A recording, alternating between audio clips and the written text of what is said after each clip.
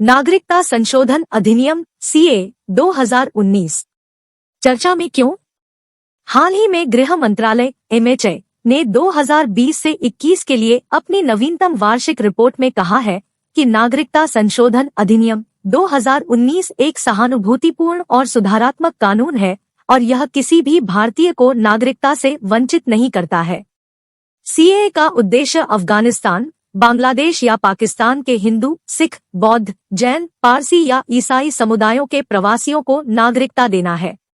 यह 12 दिसंबर 2019 को अधिसूचित किया गया और 10 जनवरी 2020 को लागू हुआ था। इस कानून का पूरे देश में व्यापक विरोध हुआ था। सीएए की चुनौतियां।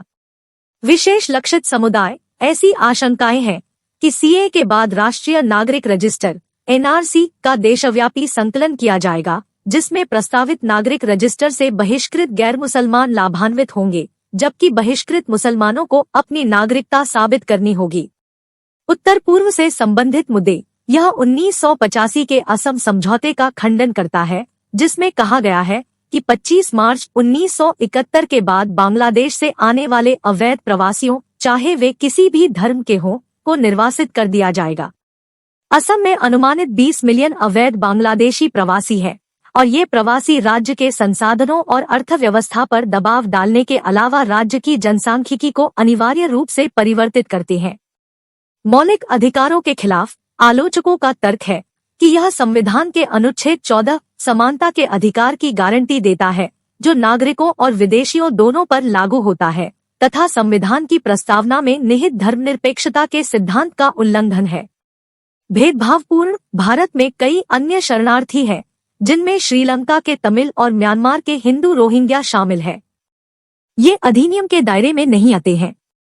प्रशासन में कठिनाई। सरकार के लिए अवैध प्रवासियों और सताए गए लोगों के बीच अंतर करना मुश्किल होगा।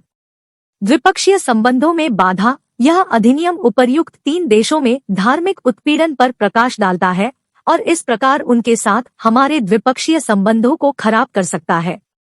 गृह मंत्रालय द्वारा स्पष्टीकरण।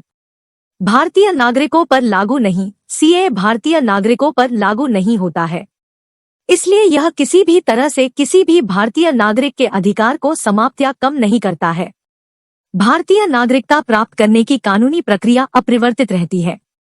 इसके अलावा नागरिकता अधिनियम 1955 में प्रदान की गई किसी भी श्रेणी के किसी विदेशी द्वारा भारतीय नागरिकता प्राप्त करने की वर्तमान कानूनी प्रक्रिया परिचालन में है और सीएए इस कानूनी स्थिति में किसी भी तरह से संशोधन या परिवर्तन नहीं करता है।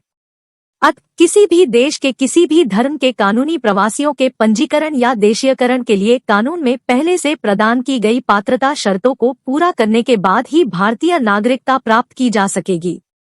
पूर्वोत्तर भारत से संबंधित मुद्दों को सुलझाना। वार्षिक रिपोर्ट में एक बार फिर पूर्वोत्तर में कानून को लेकर आशंकाओं को दूर करने का प्रयास किया गया है, जिसमें कहा गया है कि संविधान की 6ठी अनुसूची के तहत क्षेत्रों और इनर लाइन परमिट शासन के तहत आने वाले क्षेत्रों को शामिल करने से क्षेत्र की स्वदेशी और आदिवासी आबादी की सुरक्षा सुनिश्चित होगी।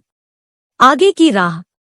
इसके बारे में नियमों की अधिसूचना, जिसके बिना कानून लागू नहीं किया जा सकता है, सरकार की ओर से कोई प्रतिबद्धता न होने के कारण लंबित है।